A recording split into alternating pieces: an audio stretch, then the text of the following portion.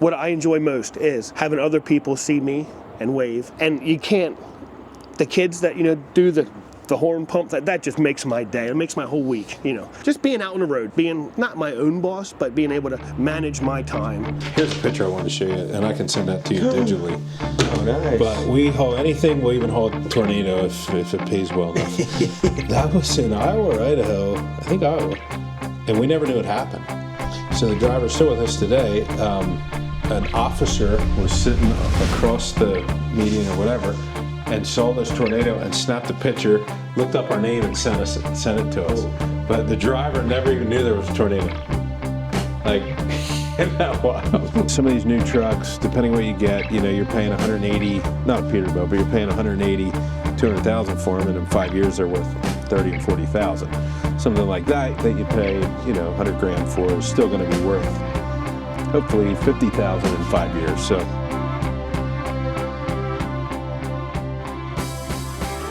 On our way to see Ryan Garber with GFI Transport, longtime BulkLoads members. It's been a great week. Earlier in this week, we flew up here and went and saw Earl Martin, which they know each other real well. But this is just a really cool area. They call this, it's referred to as 717 area with the show trucks, but we have just seen these trucks up and down the road, immaculate condition. And it is blatantly obvious that there are trucks in this area that are so much more detailed, quality, just the how these guys treat them. And I'd never heard that before, that this was the 717. But even when we were at Earl Martin earlier this week, they were talking about that and how they fix these trucks up. These guys take just so much pride in it. But anyways, we're excited to go see Ryan Garber.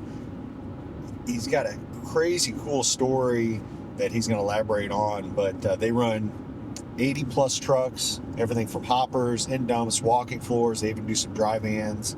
And what I think is going to be cool that we're going to see about their company is just how purposeful they are and their company culture and how they drive that kind of throughout the whole company with what they do. So this will for sure be a great show. Take the exit, then take the first right onto Mount Joy Mannheim Road.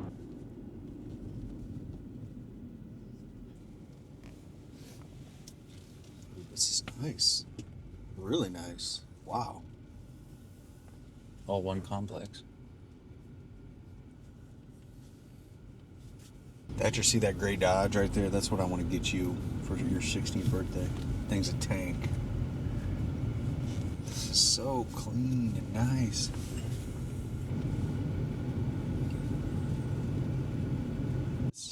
This is going to be a good one.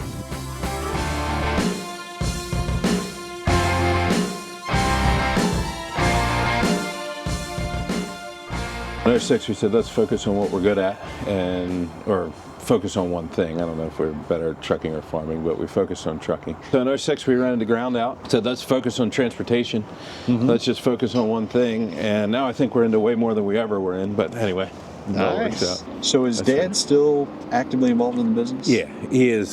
So I would say maybe not involved in much of the day-to-day, but I lean on him all the time. He's one of my best friends. He has so much wisdom. And I think I'll maybe make a generalization, but I hate when I hear, oh my goodness, my dad started the company and I got to put my mark on it. Well, that's just not what we set out to do. Dad did start the company, him and my uncle. We bought my uncle out in 2012, and I'll tell you that story, but I always kind of wanted to honor what Dad started. I lean on Dad a lot he has a lot of wisdom, and any big decisions, I'm running by him. When he's home, he's still in the office from time to time, and we have a great relationship. He's, in the same aspect, he's given us a lot of freedom to run and make some mistakes. The transition that happened here, I think, is only by the grace of God, because the stories I hear of other transitions with buying a brother out or uncle, they're disastrous. And so that just wasn't part of our story, and it was, quite frankly, I was naive to it, like, oh, this is the way all transitions go. It's not. You can say this or not, but I'm just more curious. We can stop the recording, whatever, but like, how did you become a partner and the brother's not in the company? Yeah. It seems like a lot of these older men, your dad, created some really good businesses, but those businesses got to get transitioned down to the next generation, but how do you do that in a fair way? Yeah. So my dad and uncle started the company in 1990. In 2000, I graduated high school, went Westone Wheat Harvest. You familiar with that, when the harvest crews go? Anyway, went Westone Wheat Harvest, came home and bought a truck. So I bought a truck in 2000, the end of 2000. Worked as an owner-operator till 2004. My wife and I got married in 03. Said, I'm not sure I want to raise a family being on the road. And so a position opened up in our dispatch office. Sold my truck. Well, actually, I kept it and put a driver in it, and that was hard to do. But in 2010, then my father and uncle came and said, you know, we'd give the opportunity to start the buy-in process. And so for the first 10%, there was some discounts, heavily discounted, but we had to buy it in. We had to buy in. So now we're in storage. We're in the auction business. 2012, my uncle comes to us and says, I feel like the Lord's calling me in another direction, and I don't really want to be 50 years old and wish that I would have tried something else in life. So this is 2 years after we start the buy-in. So part of our story is Dad and I are praying, okay, because at that point, the auction's going, you know, obviously storage. What are we going to do with the trucking company? Now, at that point, I'm all in, right? This is what I love. I love trucks. I love people. I do love people more than trucks. But trucks are cool. So we start like, okay, let's take a week and just pray about this. So the office trailers were up here, and we come in the next morning, and I don't know if it was 6 o'clock, and like I'm amped up, and he's amped up, and it's like all of a sudden we're excited. We're going, what's going on? He's like, I got to tell you something. And I'm going, well, I got to tell you something. And so within about an 8-hour period, I don't know who the 11 p.m. was or the 4 a.m., but within an 8-hour period, we both felt like the Lord spoke to both of us and said, move forward with this buyout. Like, buy your uncle out. And so for me, buy your uncle or buy your brother. And there's some family dynamics, but it was all really, really good. I mean, we kept the Lord first. I haven't had many times in my life where I felt like the Lord has, like I didn't hear an audible or anything like that, but I don't have many times where I can say, okay, I really heard from the Lord. That was one of my defining moments, and my father's as well, so kind of cool. Wendell Buckwalter bought this truck new in 1988. Ran the coast for about 4 years, joined us as an owner-operator in 1992, worked with us till the day he died in 2019. He fell over from a heart attack, was 55 years old, healthy as, to our eyes, healthy as a day is long, runs marathons. I don't think he ever smoked, drank, nothing. And the good Lord called him home. Out of customer, he went for a run, come back, and they found him dead. He had made such an impact on everybody he touched. I mean, just he was just that guy that would tell you, I'm going to pray for you, and he would follow up. Like, I'll be guilty. Sometimes I'll say that, and a month later I forget that I told you that, right?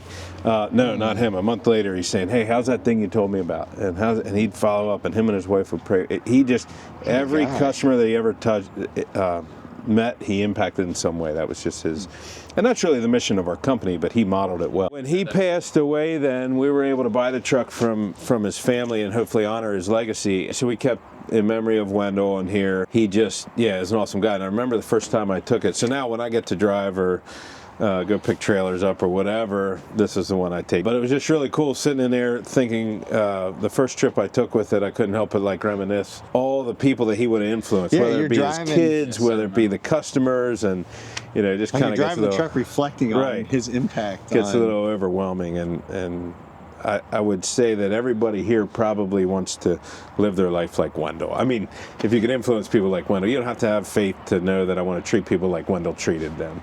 And it was kind of cool. So, the truck's 36 years old, and still is a lot of fun to drive. And we're really honored to have it. You're talking, a truck like that new's $250, $275, and if obviously with the emissions, a whole 9 yards. We're still paying under $100 for some of these that were completely redone. There he is. Good morning. So this truck to the right, yours? Yeah. When I drive. Yeah, that's sharp. Kevin, you started with GFI in 1999. Okay. Yep. As a driver? Yes. Okay. And pulling at that time? At that time, we had a bunch of walking floors, like live bottom trailers, walking floor trailers, and I started working local. I wanted to get into trucks. I wanted to get into. This is only my third job I ever had. I started working for a farm around here, like a big farm, and then I just got the itch to drive trucks, and I knew of the Garbers, and I figured these guys are good people. I went and came and talked to them when I was 22 with like little to no driving experience, and they took a chance on me, and here I am. That's awesome. Yeah. Well, show us this truck a little bit. Well, it's a 2014. Okay. We got it. It had a lot of the special stuff like the pipes and the bigger bumper and stuff. We did some customizing to it. We put a different visor on it. But for the most part, this is pretty much how we bought it. And so you guys just now have this, you've just now got it on the road? Yes. Okay. This Nice. week will be like my second week in it. Oh, okay. Wow. Yeah. So brand new. To me, yes. Got to see the PTO, to raise and lower, or to engage and disengage the PTO for dump trailers and walking floors and stuff. But Was that already installed, or did you guys have to? we did that in our shop. Okay. Our guys do all that. So sometimes when you get a truck in, it can be a while before it's ready to go on the road. Yes. Getting it spec'd out for however you all want. Absolutely. This one 14, so is it pre-emission or? This one is. Okay. This engine is pre-emission, yeah. Okay. I didn't see the def tank, so I Right. figured it was. We have a hydraulic line, and we can tell the air pressure in our suspension, like when we're loading. The more pressure it takes in the bags to keep the trailer level, we know at what poundage we're getting legal to gross, Yeah. loading legal. Fenders were on, or you guys put those We on? put the fenders on. Okay. Yep, that was a request of mine, just to make it a little bit, mine. Yeah, Just personalized. make it a little bit different than somebody else's truck, yeah. Will you, will this truck stay hooked to this trailer a lot, or were you dropping hook a lot? I usually stay hooked to this trailer. Okay. This is the one I pull pretty much all the time. Got it from new in 21. You won't, obviously this is an end dump, though you won't ever hook onto a walking floor or hopper trailer? Or We don't have any walking floors anymore. Okay. But yes, I did. I pulled a hopper yesterday Okay. for the first time in a long time. I enjoy the end dump work. You can stay cleaner, like your person, rather than crawling inside a hopper to sweep out grain, different commodities like that. And the main commodities that you'll be hauling to this generally are going to be? That varies. Scrap metal. I'm picking soybeans, soybean meal, shredded cars, like stuff, just pretty much whatever fits in there. Yeah. Other than trash. We don't haul municipal waste. Okay. We don't get into that, but we're not very picky. What do you prefer to haul? I would love to haul scrap metal, scrap aluminum. Over grain and stuff? Why is that? I just I don't know, it's just different. I did the farm stuff before, and you can stay cleaner, I think, going to different scrap yards and recycle places. But then you run the risk of running over stuff and getting your stuff in your tires and things like that. But These trailers, you got to be careful though when you're hoisting them up. Making sure you're on level ground. Absolutely. Tipping. Number one, I assume that there's got to be maybe a little bit of training or knowledge before, making sure you're tipping this up, that you're not going to get rolled over. And then I've seen there's technology for these like anti-tip systems. we don't have anything like that, no. Okay. I know one of our other drivers, he was older than me, had pulled dump trailer before I ever did. And he told me one thing to watch, like when you're backing in somewhere to unload, watch how your trailer's going in, like wobbling side to side as you're backing up, because you have to pull front when you're over those same dips. That's smart, yeah. Some guys run super single tires, like the wide based. We did that for a while. That seems like that's the great debate on tires.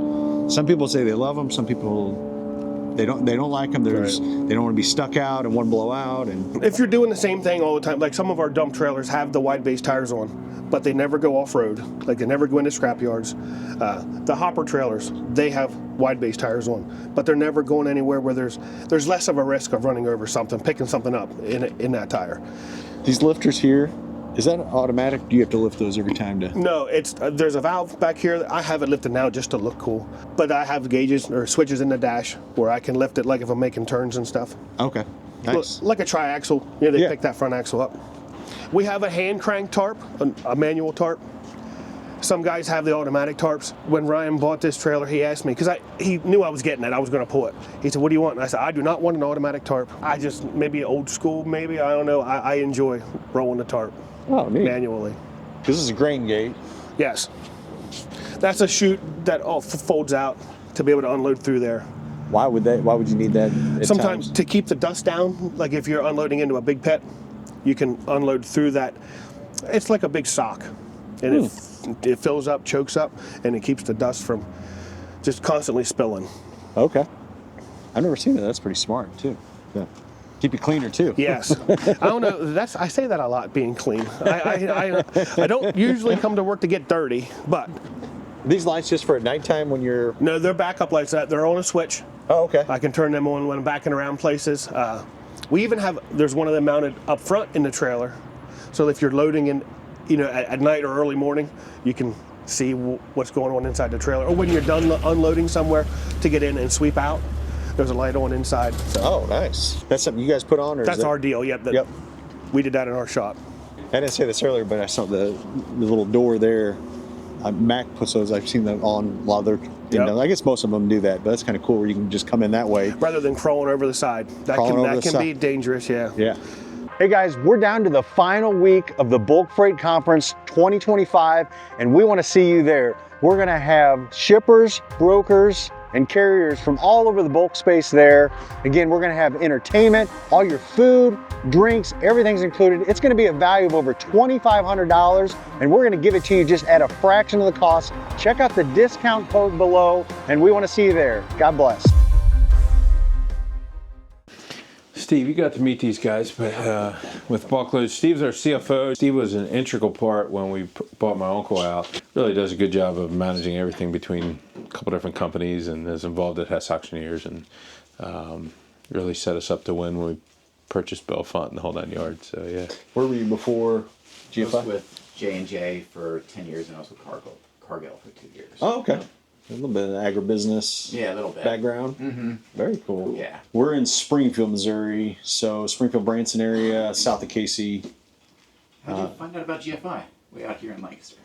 Well, I think it was actually GFI found out about us early on. So we run a load board. I know we use your load Yep. board. Yep. So we launched that in 2011 and then just kind of organically have grown it. We have 7,000 companies on the platform today. Wow, I didn't know you were that big. Yeah. And that's obviously all 48 states and Canada. But the dense area is Midwest, the grain belt area. Ironically, 717 area is huge. I mean, I did a 35-mile radius search around here, and I think we pulled up 115 companies that are members of BulkLoads in just this little pocket. Yeah. Which I guess I never would have searched before to see that. But so load board, load matching, but we also do truck insurance. We have a factoring arm for owner-operators. We have our own TMS software that we launched a couple years back. And I don't know if you saw this year, we're doing permitting, DOT permitting. Helping guys get their authorities, IFTAs, all the quarterly stuff that nobody likes to do. I just thought you were a load board. I didn't know you had all that under your belt. Yeah. So BulkLoads is the mothership, and then we have those other ones that kind of support it. I'll say this, it's I think the hospitality of this industry is amazing. Like we've done this now, I don't know how many trips, it's been a dozen or so, but like you go out and just people are just so amazing to visit with. Well, what's interesting? I think a lot of that has to do with like the agriculture background stuff. It does, because even will we hire somebody that might have been in the reefer business before, or different things, and not to say anything bad about grocery warehouses, but they have a little bit of a stigma around them. When you're dealing with agriculture people, one of our drivers hit a deer 2 weeks ago. I'm sorry, Dave hit a deer. And while he was at the place to unload, his bumper's hanging off and the whole 9 yards. And one of the lady at the property he was at, she's like, "Well, can I make a sandwich?" Made him, he said dinner, not like that, but brought him out a sandwich, got him the right tape to be able to at least get him back on the road and stuff. And like, you just don't see that everywhere. So here's our billing department. And Carol, you met these guys already. This is the important department, This is. So this is where the bills get paid and where the This is the very important department. And this is Sam. So nice. Nice to meet you. Josh knows a lot about your load board, but Josh Yeager, our Vice President of Operations. Nice to meet you. My name's Joseph. Jared and Joe. Nice to meet you. And Thatcher is Jared's son. All right. Josh has been an integral part. Josh and I have some similar backgrounds where I was an owner-operator for a couple years, as I mentioned, and then positioned to open up the office. Josh was an owner-operator for a couple years, and I had a good relationship with Josh. And so I called him one day and said, "Hey, you ever think about coming off the road?" And I think the first answer is no, but yes. I don't remember. And so Josh came in and really throughout the years, he came in as dispatch as well. Throughout the years has just taken the reins and taken a ton off my plate, and it's been really, really cool. So now he's a vice president of operations. And Nice. What motor's in this? This is a Caterpillar. C15. C15. The 6, what do they call it? The 6NZ. Do you like this motor? I'm learning to like it. Like I said, it's only been 2 weeks. Put a different bumper on this? No, that was on. Oh, okay. Yep. We did different headlights. Okay. It's a sharp truck. So you've been driving now, since '99? Is that what you said? For these guys, yes. For these guys? Yep. How many more years? I don't know. We'll see. And until I can't do it anymore. I mean, I enjoy coming to work. I enjoy working with the Garbers. So, Do you, the way you kind of run, are you usually home once a week or on the weekends, or how does that work? usually on the weekends. Okay. How far do you typically go out, or what's kind of? We go up and down the East Coast, down into Florida, sometimes out west. I've been to Texas, Montana, Wyoming, primarily just on the eastern shore, or on the East Coast. Yeah. What's the worst city to drive in? I think Atlanta. Atlanta? When I first started here in '99, for the first 4 or 5 years, my home was Brooklyn, New York. We ran up to Brooklyn empty and picked up stuff and came back. That's what I did for like almost 5 years. So Brooklyn, Long Island, it doesn't really, I don't mind it that much. I think Atlanta, in my opinion, is the absolute worst. Every time I think we're just going to blast up through Atlanta, around Atlanta, and go, it gets messed up. What is it about this area? We've heard now a couple of these visits, these guys up in this area, the 717, like trucks. Like people, they kind of refer to these trucks as 717 trucks just because of the detail. And you can just tell a lot of these trucks in this area you see going up down the road, clean, polished, nice. I don't know. Just taking pride in your ride. We all do it around here. It's just something that we've always done. Come up here and it's blatantly obvious, like these trucks. You're like, man, look at that. It almost turns into a competition. Trying to stay cleaner than somebody else. That from Ephrata. And we have it here, like within the company, guys trying to stay competitive with each other, keeping wheels polished or keeping tanks polished or keeping your interior clean. We kind of have a competition amongst ourselves. What's your biggest challenge or hate right now as far as traffic? When we were like during COVID, whenever everybody was, businesses were closed, people were home, we could make time. You could really go trucking and make time. Then, we got over that hump as far as COVID, and it's back to traffic and traffic and traffic. More and more, I think that's what bothers me the most. Maybe it's because I'm getting older. I don't know, but just traffic. Yeah, there's not the respect out there for these trucks anymore like there used to be. Right. We can just see. Well, yesterday we were driving on the road, and this semi truck was trying to get over, and the car wouldn't get over in the left lane, and the car could have. They had room to, They had to. We put a train horn in this truck. Like there's an actual train horn mounted in this truck. And so that's what I use now. And it just, the kids go ballistic. They just, I love it. I mean, it's awesome. What's this way over here? I mean, obviously more storage. Great. No, I love it. So this is where my dad grew up. Okay. My grandpa and grandma bought that farm. It's where my dad grew up, where you see that storage pods. That was all our feed lot. And I mean, we actively used those silos till 2006. So when we got out of farming, we said, okay, and I say, again, my dad and uncle were partners in the farms and the trucking company at that time.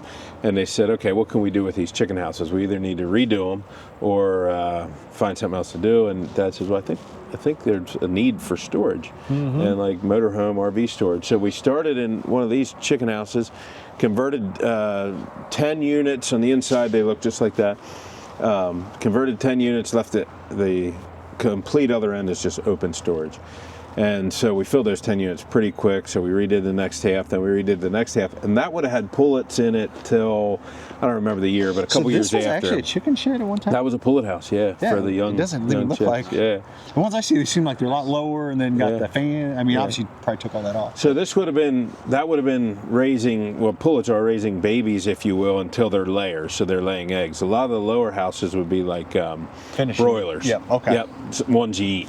So these were 2-layer houses. So these just extra trailers? Yeah, so these are trailers. One of our customers, we had to get very lightweight, and so I don't see any of the other day cabs around yet, but we got the tractors and the trailers that can haul 56,000 pounds legally. And so we worked with EB. They did a great job getting us very lightweight, but yet good, design on the trailers. So I think we got 18 of them for this project. We had a customer switch from dump trailers over to hoppers. Oh, nice. So we've been serving them since 1998. And so it's been a great relationship. But then we got some real light day cabs and hoppers that can haul 56. What's the breakdown? So 58,000, sorry. Yeah. Okay. Good. 80 trucks, 80-ish? Yeah, about 80. So about half that we own and half owner operators. Okay. Yeah, we own maybe 45, and then the other half would be owner operators. Owner operators. Yeah. Very cool. Yeah, but now we're to the point where we're unable to make any more. We're on ag ground, and so we're unable to make any more parking lot anywhere on ag ground. So they call it clean and green. And if we were to take any more acreage for parking or anything, we have to pay back taxes on the whole property for like 7 years. So we're basically done growing out of here. That would be through the state. Oh, wow. Yeah. Which makes sense. I mean, we want to keep the farmland around, and you get a tax break to do it. It's just like an older truck here. Yeah, that one came with the transition when we bought that other company. That one had sat for a long time. That's our spare now. It had sat for a number of years. I think there's only 400,000 original miles on that. Oh, and wow. it's I think a 93 maybe, or 94. So, and that's the truck Kevin came out of to get into the one that he's in now. So that was our 25th anniversary truck that we bought, and we're going to put a couple miles on. And that's pretty sharp too. Yeah. And, he upgraded, but that's still nice. Yeah, that was a 16, or is a 16, and it's going to another driver that'll like it. But this is more like what we've been buying most recently. So, yeah, Kevin said you bought that truck. Like, where? I asked him, he had no idea. Where did that thing come out of? I don't know where it would have came from. We bought it at auction. Oh, okay. Yeah, we bought it at Hess Auctioneers. So yeah. Barb, your turn. My turn. Barb's our HR safety director. Because why wouldn't you? Everybody's favorite person. Yeah. On both sides. I mean, why wouldn't you mix the two? Because that's just how it works, Well, right? you know, they love HR, not always love safety, so it makes it's a good blend. Safety is huge in trucking. It's like mission critical. Back when even I was on the road, we were under the old logging system. It was all paper logs and whole 9 yards. And why do we need somebody, watching over us? We won't get into the whole hours of service. I think there could be things different there a lot, right? And so let's be influential, and let's be voice some of our opinions that maybe can get changed. What we do understand is that many companies operate a little bit different than we do. And so if a load needed to go, people would force their drivers to go, and so there had to be some parameters around it. You guys, I see a lot of some of these bigger companies where they have kind of rewards they give to drivers' safety and accident-free miles and.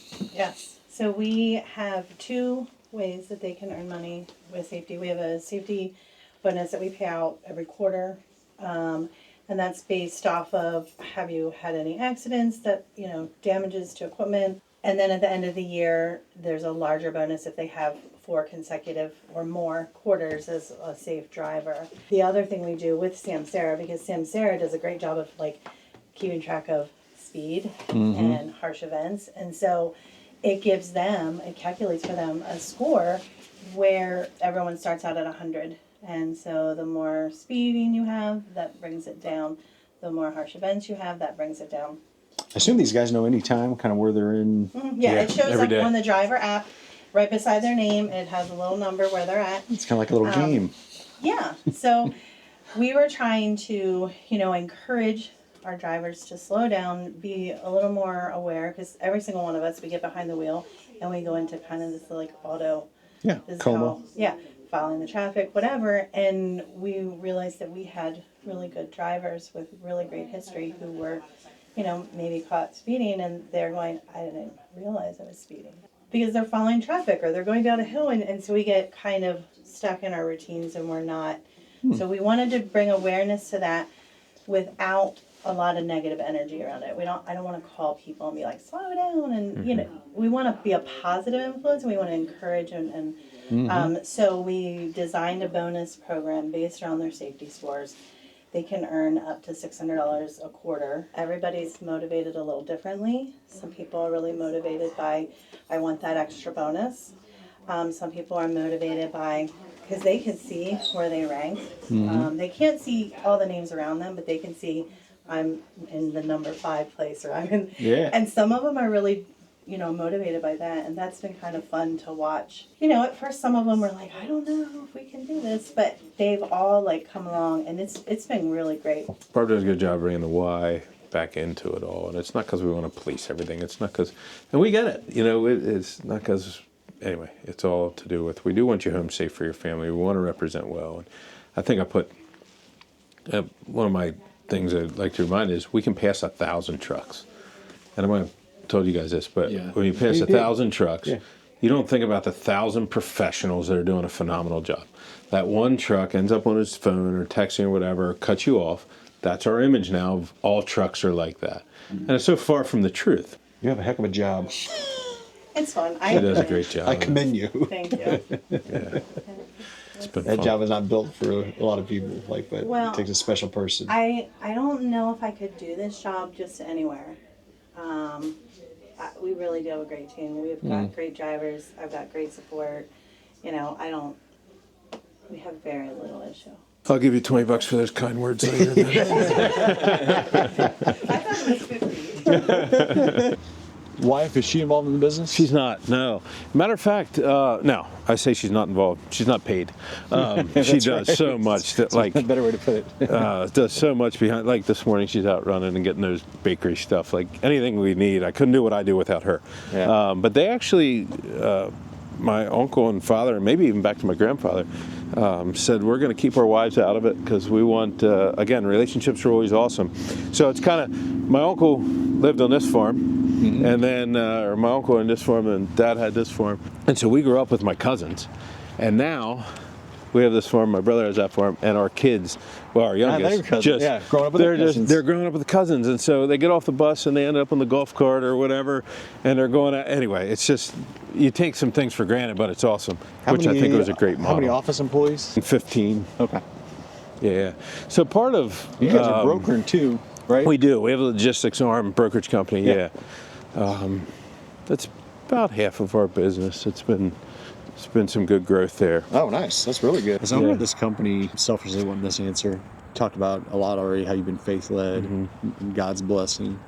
But how do you share that with the culture? Yeah. How do you share that with employees, with the team here, the Yeah. executive team, but especially these guys on the road, Yeah. these drivers? How do you incorporate that? Yeah, awesome question. So I think I'm in a weird situation where I always wanted our actions to speak louder than words. Like, we're going to care for you really well, or put people in place that will, that kind of stuff. But on the same aspect, we got to start being bold in our ask, you know. So how's your faith, or where are you at in your faith journey, and that kind of stuff. And so just had the opportunity to do that last week with a guy. So my personal journey is we now got to start asking the right questions. However, we have a chaplain on staff that comes in once a week and into both our locations. Once a week here, once every other week up there, interacts with the people, calls them. He's available for emergencies, just anything. And we've seen a couple of people come to Christ even through that program, where, you know, the chaplain was involved in leading him to Christ. So this is a gentleman that you guys have hired part-time or whatever to come in and then comes in once a week. That's awesome. And the interesting part, it's through Corporate Chaplains of America, and they do a really nice job. I like what you said about actions over words, because I think that's the heart of it is, like, are you exemplifying Christ-like, and hopefully people see you, and I know they do, but people see you as different. Like, what is he doing different, or why is he different? This guy's different than everybody else, and why is he doing whatever that other people don't do? And like you always notice about those people, there's something different about them, the way they are. And it's hard because I think, like, there's this, not stigma, but there's this thing like Christians are perfect or think they're perfect, and that's so far from the truth, right? We're here by the grace of God, and so there's so many people that we come in contact with that I'm learning, they don't have the same, even church experience that I've had growing up, where, you know, you're not hearing the scandals and that kind of thing. There's many people that have been hurt by churches and then going, well, I don't want any part of that. And so how do you mesh some of that and just be an example and be the real human in it all too, and going, you know what, we're not perfect. I'm going to make some mistakes. I answer to Christ, not to anybody else. How has your dad exemplified that for you? Oh man, he's been such a servant leader from day one. Just even, I mentioned, allows us to make some mistakes in business, but even, you know, when we're young, teaching us right from wrong. And you know what? Yeah, we got punished when we were wrong. But one of the things Dad probably does, the biggest thing, is his generosity. He is so generous to people, and he was generous when he didn't have much. And now, you know, obviously he has a little more today, and he's just, the way he sees a need and fills a need, whether it's buying somebody dinner or supporting good causes and that kind of stuff. I mean, I would say I'm probably a little more relational than he is, but man, he just lives out his generosity one way after another. And so it's really cool to see. It's awesome. Cheryl, you got a minute? I do. So one of the cool parts is I've got to watch Cheryl grow up because she started when I was 9. Actually, I was a little bit older than that. I think 13 or 14. But Cheryl just celebrated 28 years. Congratulations. In the end of July, so it's been pretty awesome. Basically, I'll let her explain it, but we read a book called Excellence Wins by Horst Schultz. Yeah, Ritz-Carlton guy. The Ritz-Carlton guy. Yeah, I've read his book. And Actually, I've read that book. Yeah, I know what so you're we talking read about. that book. Well, out of this came some really cool ideas. Like if you remember some of the stories in there where a couple that lost their wedding ring and the people went out and they bought metal detectors or rented metal detectors.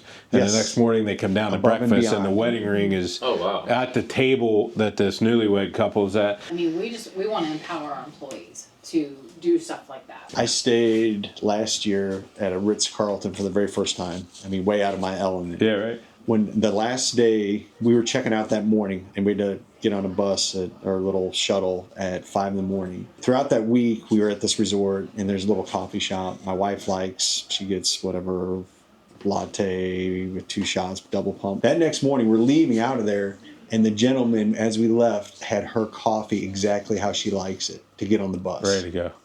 It's And I was like, unbelievable. That's incredible. they remembered exactly, like, and they even had wrote there, like, Mrs. Flynn, Yep. here's your latte with 2 pumps of this and a sprinkle of salt. And like, you know how many times I've told that story? Yes.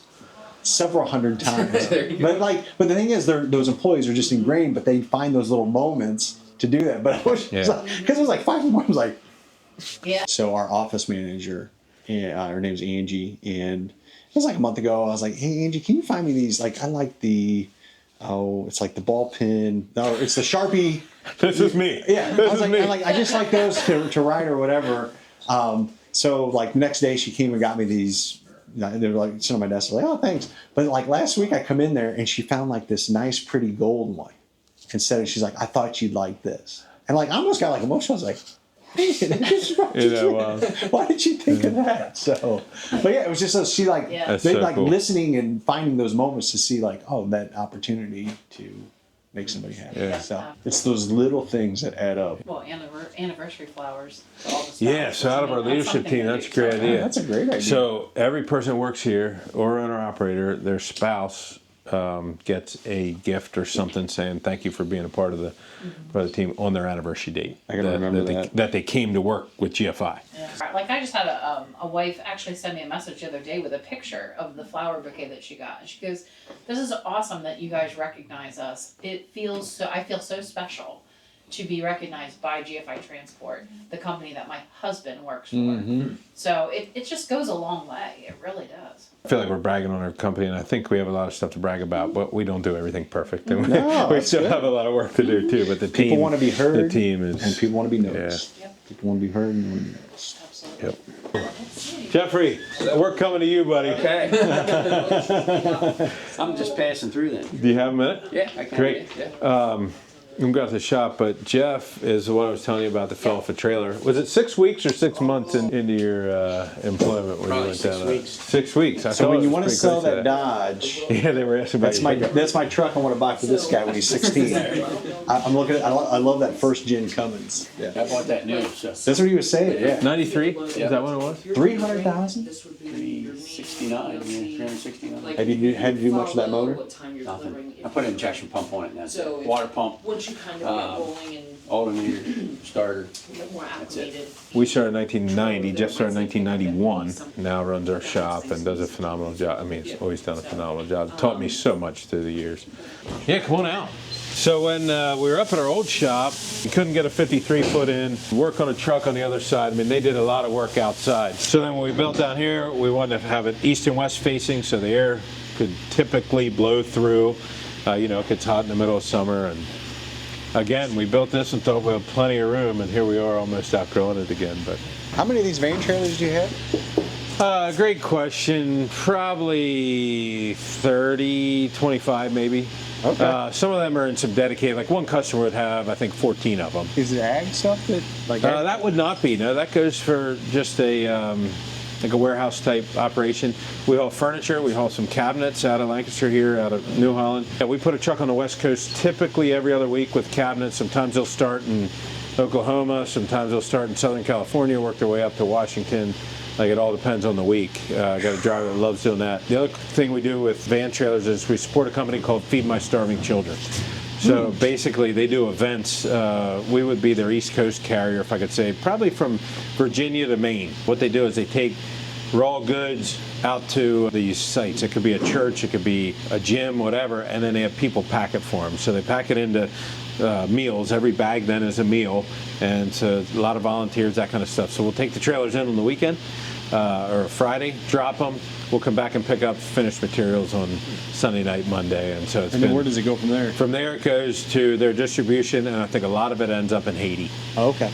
So it'd be all of their stuff goes overseas or out of the country somewhere. Yeah. Awesome program. They do it nationwide. Yeah. I think our largest job we did for them was 5 million meals. On a weekend, they packed 5 million meals. So I think it took like 20 or 30 trailers. It was a 2-week project. So it's just fun when you get into stuff like that. So this will be someone's truck? Yeah.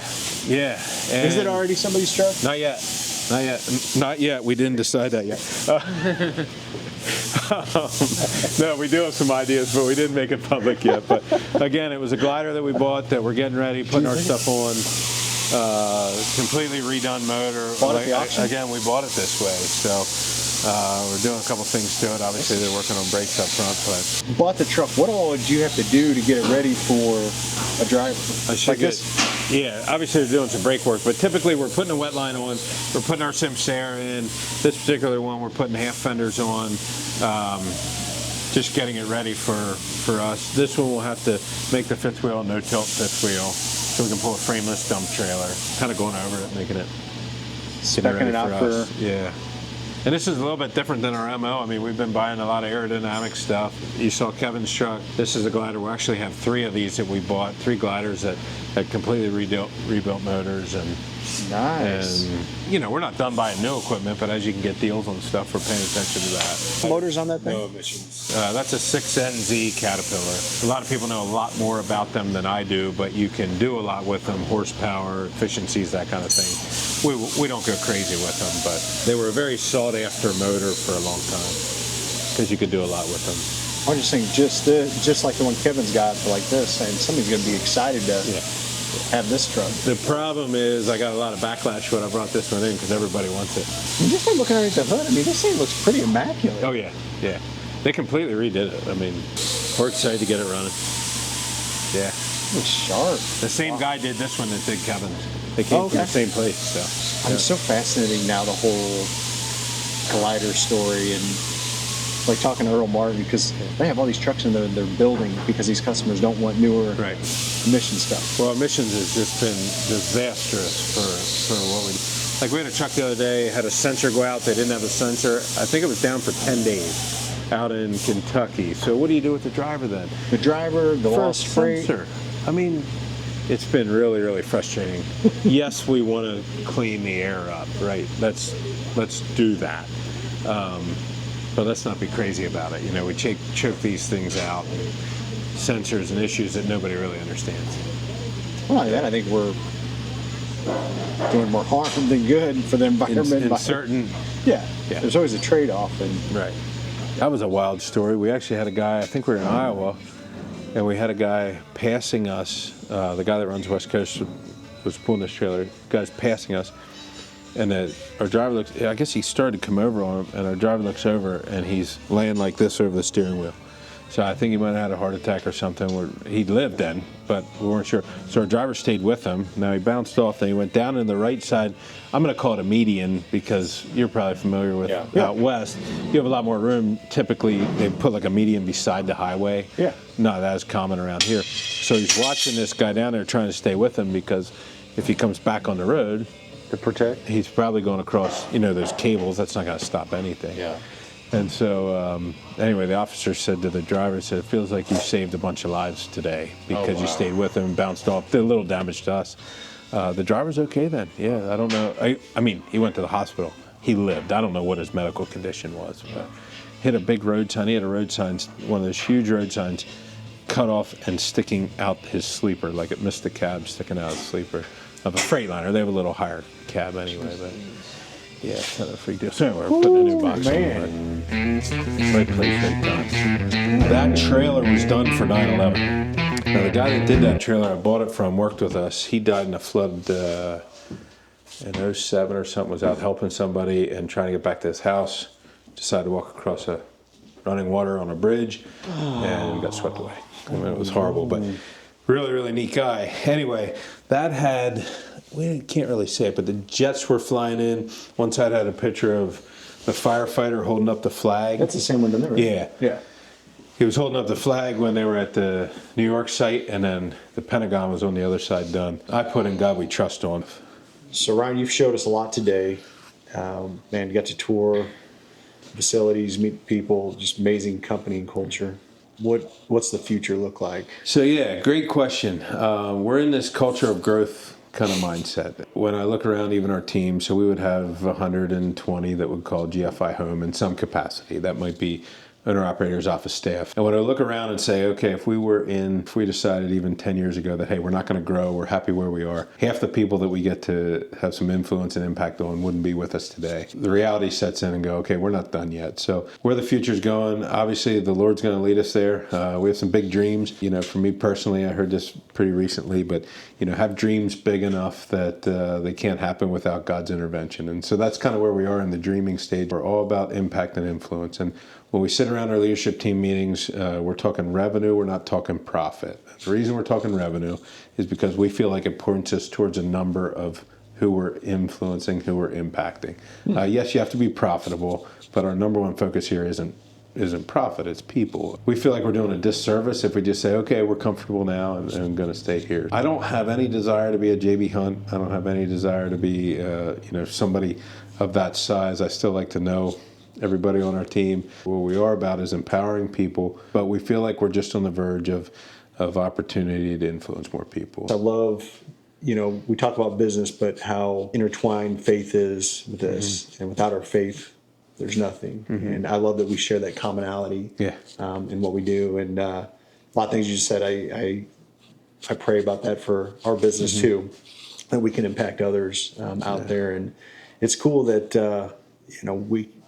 a lot going on in this world today, but when you come out and visit companies like yours and others, you see so much opportunity and the next generation coming on and the opportunities to serve other people through trucking and agriculture. So yeah, I can't commend you enough and excited that we got to meet and finally do this. So appreciate it. Conversations like this don't get a lot of publicity, right? And the good that's happening. And I think I would just remind everybody, and this thing probably airs long after the election's over, but what I would say is it doesn't matter who's going to get elected.